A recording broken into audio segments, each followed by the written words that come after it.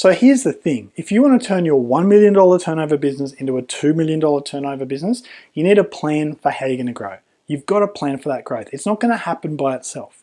Are you going to add extra locations, or somehow spread the geographical scale of your business, or are you going to add extra services?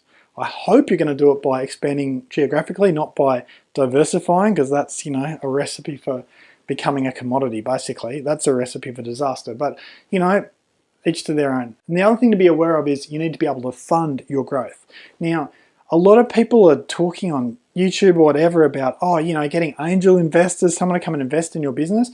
If your business is not generating enough profit to fund your growth, you shouldn't be expanding. You should be either dealing with that profitability or shutting it down. Okay, growth should be organic. It should be from internal. It shouldn't be from someone on some white horse somewhere coming to rescue you. Now, when it comes to growth is a double-edged sword. Everyone's like, oh, growth. Like I saw recently, I was reading someone, their goal was to be able to service 1 million customers. And they were halfway there. And I looked at that goal, I thought, that is a stupid goal. It's not stupid that they want to grow. It's stupid that their goal is all about the revenue. Their goal is all about how many customers are they going to have. The goal needs to be about what the profitability on those customers is. Because growth without profitability, you don't want it. With growth comes drama. With growth comes hassle and pain and hurt and hard work. If you're going to grow, the profitability needs to be there. And as you grow, there's points where you've got high margins and low margins. When you first started working for yourself, you would have had very high margins, and gradually they would have gone down a bit. And now in the next year or two, when you're going from say 1 million to 2 million, you've got to work hard to push that profitability margin up. But as you grow, like look at the really big companies, it's very hard to find a big company with a large profit margin. So you got to evaluate, is it worth it? Don't just set yourself a goal of we're going to serve this many customers.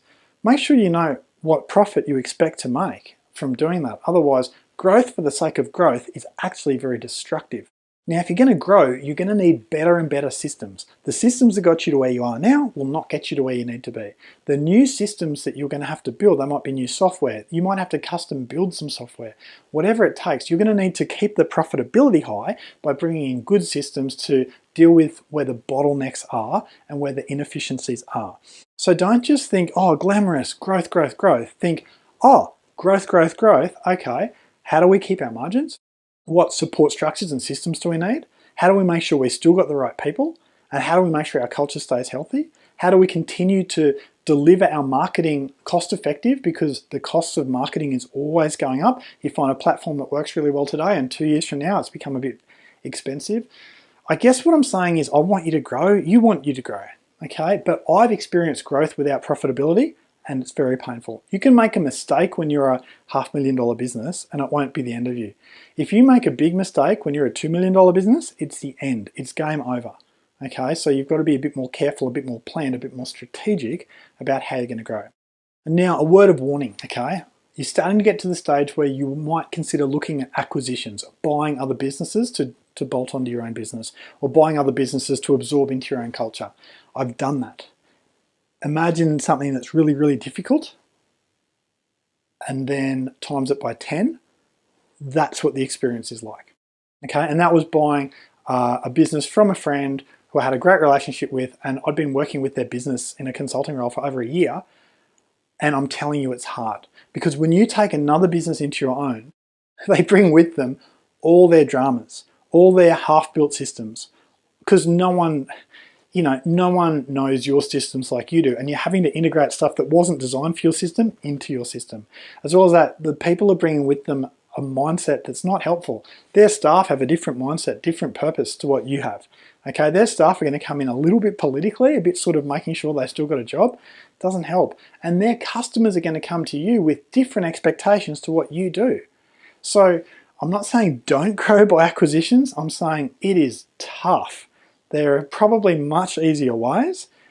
And if you do it with your eyes open and with some good advice. So growth. We're here to grow. A business that's not growing is probably going backwards, okay? We want to be ever growing. But when we're growing, keep the main things the main things. What are our systems? How do we keep our profits high? How do we stay healthy? How do we keep it fun? And how do I do this without burning myself out?